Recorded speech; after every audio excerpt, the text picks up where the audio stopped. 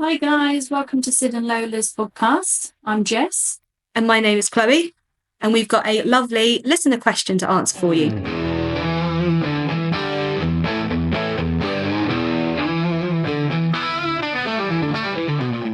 Hi guys, welcome back. I just want to give a quick thank you to the UK cosplay community for your feedback. Really helpful. We're definitely taking it on board. And one day, you never know, you might see our faces. You poor things. And also, thank you to the Viking Festival Valhalla page for listening as well. We've got a lovely lady called Jo who has sent in our first question. And as our first question sender-inner, that's not a real word, but let's go with it. We've got a little thank you gift. So if you could send me your details, we'll send it off to you for being our first question. So I'm going to read your question out in its entirety, but it's about 2 dogs, so I'll split it in half. So here we go. Hiya, finally got round to messaging. I just thought I'd get a bit of advice on feeding my boys. Both were eating raw mince, nature's menu, but Charlie Brown had gone off it. I've started giving him beef, which he seems to be enjoying, but some days he's not bothered. I know it's because he is old. We've had him 15 years and got him as a rescue. They put him at 4 years, but we think he was younger. Probably about 2, as his teeth were very white, so we think he's probably around 17 now. He has issues with his legs. We think it's neural, as they don't do what he wants. He wobbles around the house, and we use leg straps and things when he walks. He gets excited for walks, loves a fuss, and likes treats, but I want to find soft, tasty treats. He can't bite much as his teeth aren't good, and tasty food that gives him extra nutrition to go with his mince. Help gladly received. Okay. Well, that's good. So we'll talk about Charlie Brown first, and then we'll go on to the other dog in a minute. So yeah, older dogs, it really is a little bit of trying to feed what they fancy and keeping meals small. They're obviously not burning off as much calories and using as much energy as they were when they weren't bouncing around the place. There are a couple of things you can do. If he likes the chicken mince or the beef mince, you could add in some bone broth. Bone broth is fantastic. Most dogs will just lap it up and enjoy it. On my website, I've got bone broth in different ways. You can buy it in powdered form and just add water and mix it up almost like a gravy. Or I've got it in cartons, which is quite liquidy initially until you put it in the fridge, and then it sort of jellifies a bit. That you can mix in with the minces, and it's an amazing nutrient boost. Loads of lovely nutritious bone broth. That's a really big hit, and that's really good for dogs as well that have upset tummies or that are off their food for any reason. Really, it means that they're getting a nutrient boost without actually eating food. So top tip will be bone broth. Also, you could cook his food. You could try cooking his food. Raw food is obviously fantastic, but sometimes as they get a little bit older, their digestive system slows down a little bit, and the raw food can be that little bit harder to digest. So cooking it first sort of starts the breakdown process and means his digestive system might cope a little bit better with it. It also releases lots of yummy smells and flavors, which might encourage him to eat. I would say be careful of cooking minces and meats that have already got bone content in them. The Nature's Menu beef, for example, doesn't have any bone, so you could sort of flash fry that or pop it in the microwave, which will just give it a little bit of a cook up. Then you could boil and mash up some sweet potato, which is high in calcium because you're not going to be adding the bone.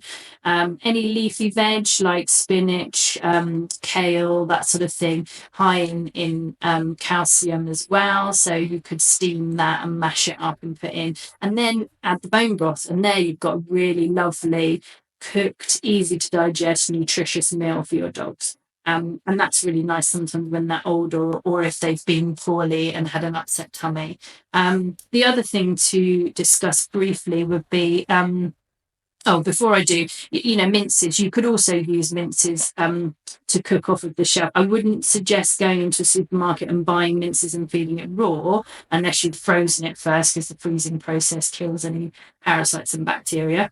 But you can cook it. So if you were cooking for your dog, you could use turkey mince, beef mince, chicken mince, whatever you can find really, or chicken breast. Cook it up.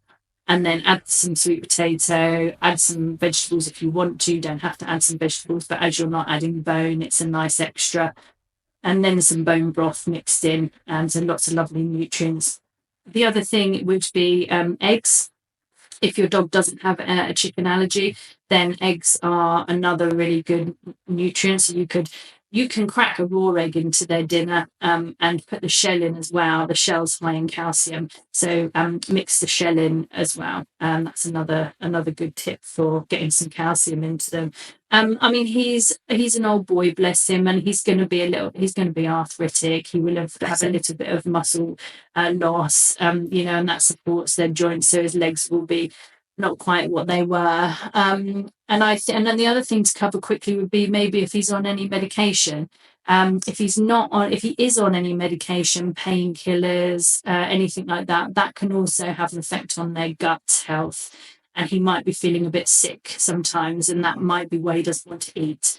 So again, looking at what else you're giving him, if he's on any meds. If he's not on any meds, it might be an idea to have a conversation with your vet regarding some meds to help him with his arthritis and with his getting about a bit. Just like us, sometimes we just need some, paracetamol or some anti-inflammatories or something like that. Any other supplements you can add in as well. She might already add some supplements, but U-Move's very good. Glucosamine, chondroitin, Dorwest do a really nice supplement as well that you can add in. And then also another tip could be some omegas, some omega oils. Omegas are fantastic. They're high in anti-inflammatory. So sprats, raw sprats, oily fish, or a salmon oil, something like that, would also be a great little tip. So there you've got a really nice, nutritious meal, haven't you? You've got your mince meat, possibly cooked, possibly raw, depending on the dog. You've got some sweet potato, which is some fibre and high in calcium. Sounds quite nice, actually. It sounds really good, doesn't it? Possibly some leafy veg that you've steamed first to break down the cellular wall of the veg so that it can release its nutrients easier. Then you've got your bone broth, packed full of nutrients and goodness, possibly an egg, a raw egg and the shell in there, got some calcium, some omegas, some oily fish, gorgeous. So, and just little and often. So don't maybe overface him, just small meals. When he wants to eat, really. And if he doesn't want to eat on those days, maybe just offer the bone broth for him to lick up. So, yeah, loads of information in there. I got on a roll, sorry. We do love loads of information. But are we ready for the second part for Loki? Okay, so Loki, yeah. Yeah. So the second part of the question is, then we have Loki. He is 9-year-old border collie. He ruptured a disc in his back 4 years. In his back. Oh my goodness. 4 years ago. It's not computer malfunction, it's my brain malfunction. Chloe's having a day. He ruptured a disc in his back 4 years ago and had a very expensive operation, had to sell a kidney and a lung to pay for it. I can imagine.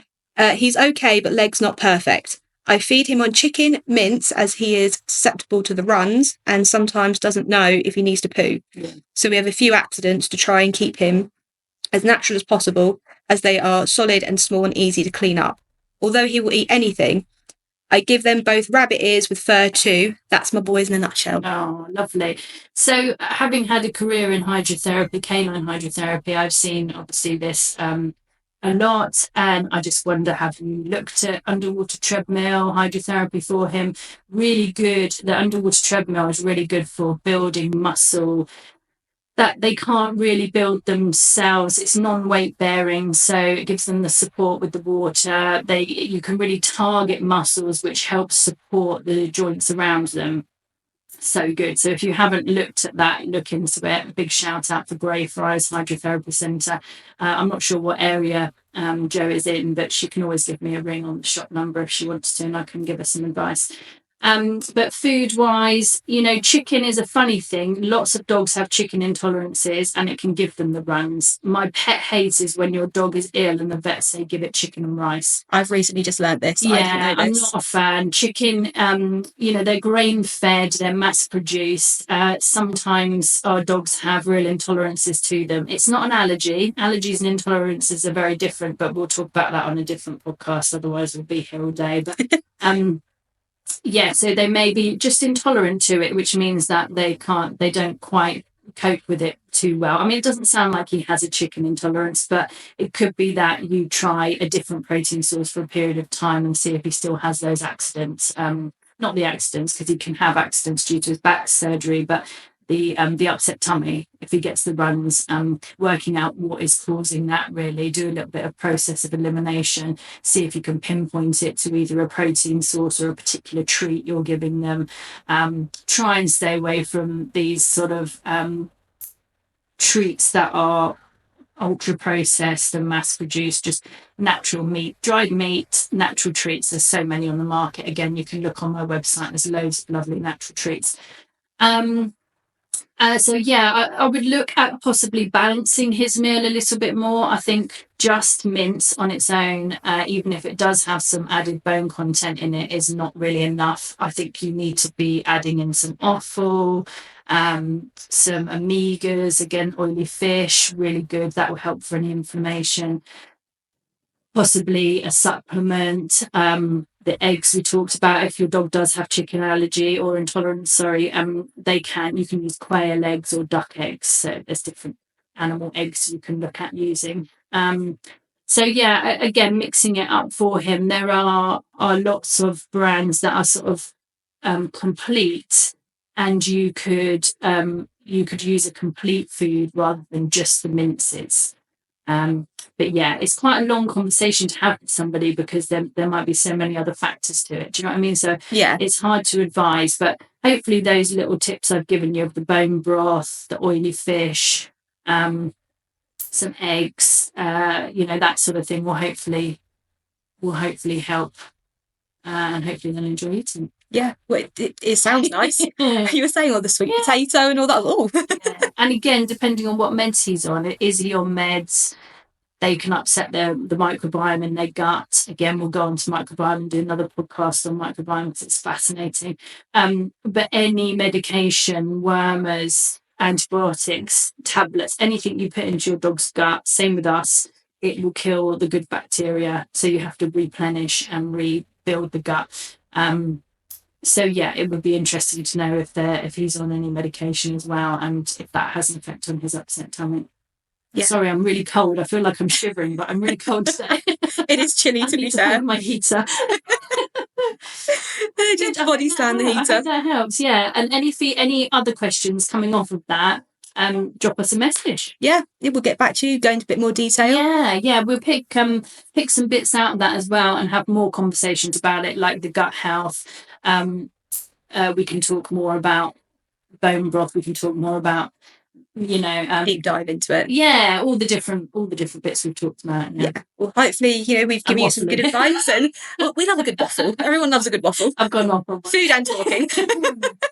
But yeah, thank you so much, Jo, for your question. Thank you, Jo. Thank you, and hopefully we'll see you again for the next episode. Speak soon. Bye.